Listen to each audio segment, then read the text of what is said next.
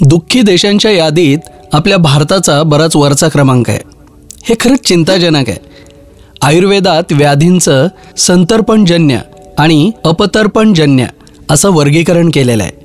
दुःखाचं साधारण वर्गीकरण पहिलं म्हणजे सगळं आहे तरी दुःखी, दुसरं सगळं नाही तरी दुःखी, आणि तिसरं म्हणजे थोडं आहे पण भरपूर नाही म्हणून दुःखी असं करता येईल।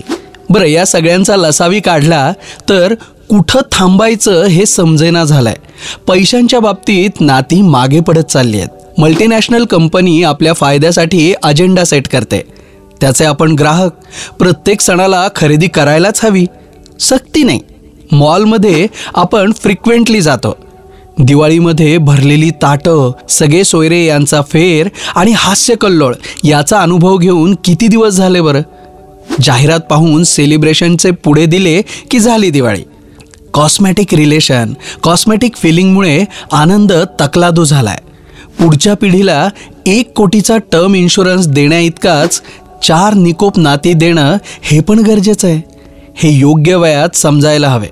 भारतातील कुटुंब विभक्त झाल्यापासून अध्यात्मापासून दूर गेलेल्या बऱ्याच अडचणींची सुरुवात झाली आहे। या लहान घटनांना फार मोठं वैद्यकीय महत्त्व आहे।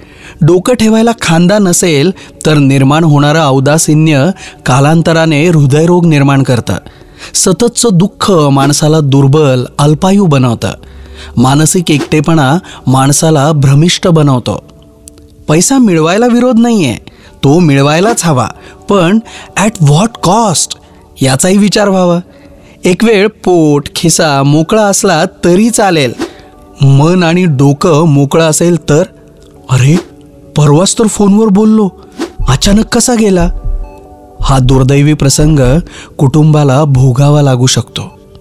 त्यामुळे वेळीच सावध व्हा आणि आपली जगण्याची दिशा ठरवा। आपल्या लोकांसोबत राहा, मित्रमैत्रिणींसोबत राहा।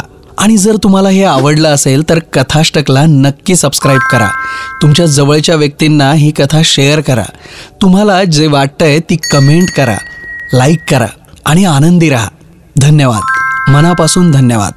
आपला दिवस शुभ असो।